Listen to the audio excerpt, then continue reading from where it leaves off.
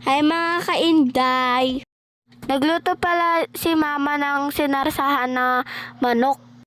Kala ko nung una adobo yan. Charot lang! Ayan nga mga kainday, nilagyan na ni mama ng tomato sauce para sumarap. Ayun na nga si mama nagmekos-mekos. Haluin lang para maluto ang manok. Or haluin lang para mahilo ang manok. Charis. Tinimpla na pala to ni mama at tinilagay na ang green peas. Sige ma, haluin mo lang ng haluin hanggang mahilo ang manok. Wow naman!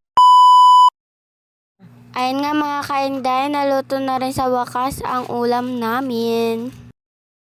Yung malapit na maluto yung pagkain mo pero minimekos pa rin ni mama.